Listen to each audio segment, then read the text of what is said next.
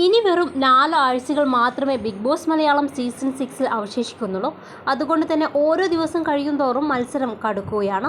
ഒട്ടനവധി അപ്രതീക്ഷിത സംഭവങ്ങൾ നടന്ന ആഴ്ചയായിരുന്നു കഴിഞ്ഞ ആഴ്ച. BB ഹോട്ടൽ എന്ന ഒട്ടനവധി പ്രത്യേകതകൾ നിറഞ്ഞൊരു ടാസ്കും നടന്നിരുന്നു. സീസൺ 1 മത്സരാർത്ഥികളായ സാബുവും ശ്വേതാ മേനോനും അതിഥികളായി ഹൗസിലേക്ക് എത്തി 3 ദിവസം താമസിക്കുകയും ചെയ്തിരുന്നു.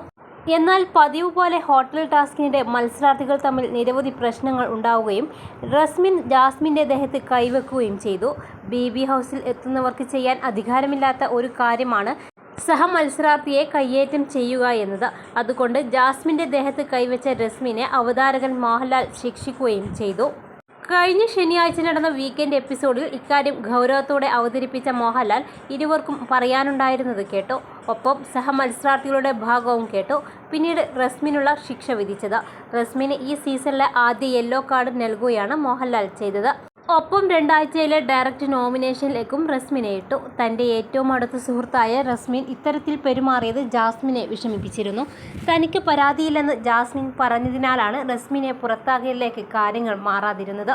ജാസ്മിൻ്റെ ദേഹത്ത് കൈവച്ചതിൻ്റെ കുറ്റബോധം ഇപ്പോഴും റസ്മിനെ അലട്ടുന്നുണ്ടെന്നത് കഴിഞ്ഞ ദിവസം മാതൃദിനവുമായി ബന്ധപ്പെട്ട അമ്മയ്ക്ക് റസ്മിൻ എഴുതിയ കത്തിൽ നിന്ന് വ്യക്തമാണ്.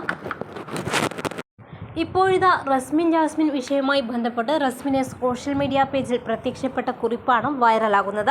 യെല്ലോ കാർഡ് കിട്ടിയെങ്കിലും റസ്മിൻ്റെ പ്രയാസം മാറിയിട്ടില്ലെന്നും യഥാർത്ഥ സുഹൃത്തുക്കൾ മനസ്സിലാക്കുന്ന ഫീലിംഗ്സ് ആയിരുന്നു ഇരുവർക്കും ഉണ്ടായിരുന്നതെന്നുമാണ് കുറിപ്പിൽ പറയുന്നത്. എത്ര തെറ്റ് ചെയ്തവരെ നമ്മൾ കഴിഞ്ഞ 6 സീസണുകളിലായി കണ്ടു. എന്നാൽ ഇത് ബിഗ് ബോസ് ചരിത്രത്തിൽ തന്നെ ആദ്യമാവും. സുഹൃത്തുക്കൾ തമ്മിൽ തെറ്റിദ്ധാരണയുടെ പേരിൽ അടിയും അത് അവസാനം ഹൃദയം മുറിയും വേദനയിൽ പറഞ്ഞു തീർക്കുന്നതും. പിന്നീട് കുറ്റബോധം പേറി നടക്കുന്ന റസ്മിൻ ഭായ്, സാരമില്ലെന്ന് പറഞ്ഞ് വീണ്ടും അടുത്തു വരുന്ന സുഹൃത്ത് ജാസ്മിൻ. ഇത് കാണുമ്പോൾ യഥാർത്ഥ സുഹൃത്തുക്കൾ മനസ്സിലാക്കുന്ന ഒരു ഫീലിംഗ്സാണ് അവിടെ വർക്കായതെന്ന് വ്യക്തം. ഇത് തുടങ്ങുന്ന അന്നറിയാം റസ്മിൻ കോമണറാണെന്ന്. എന്നാൽ പോകെ പോകെ അത് മറന്നുപോയി. അത് ഓർമ്മ വരാൻ ജാസ്മിൻ റസ്മിൻ വിഷയം വേണ്ടി വന്നു. ഈ വിഷയം നടന്നപ്പോൾ കേട്ടത് ഒരു കോമണർക്ക് എന്താ ഇത്ര ഇത് എന്നാണ്. അപ്പോൾ എന്ന അവസ്ഥ അല്ലാതെ വേറൊന്നും തോന്നിയില്ല. എന്തു പറയാൻ. യെല്ലോ കാർഡ് കിട്ടിയെങ്കിലും റസ്മിൻ്റെ പ്രയാസം മാറിയിട്ടില്ലെന്ന് മദേഴ്സ് ഡേ വന്നപ്പോൾ വ്യക്തമായി. ആരാണേലും പ്രയാസം ധൈര്യത്തോടെ പറയുന്ന ഒരിടം അത് അമ്മ തന്നെയാണ് റസ്മിൻ തെളിയിച്ചു. ഇനി ഇതിൻ്റെ പിന്നാലെ പോയി ഫാൻ പേജ് ലവേഴ്സ് ഹെയ്റ്റേഴ്സ് ഒന്നും കൊണ്ടു നടക്കേണ്ട. അവരുടേത് അവിടെ തീർന്നു എന്നാണ് റസ്മിൻ്റെ സോഷ്യൽ മീഡിയ പേജിൽ പ്രത്യക്ഷപ്പെട്ട കുറിപ്പ്. ഈ സീസണിൻ്റെ തുടക്കത്തിൽ തന്നെ ഒരു ഫിസിക്കൽ അസാൾട്ട് നടക്കുകയും അസിറോക്കി എന്ന മത്സരാർത്ഥി പുറത്താവുകയും ചെയ്തിരുന്നു.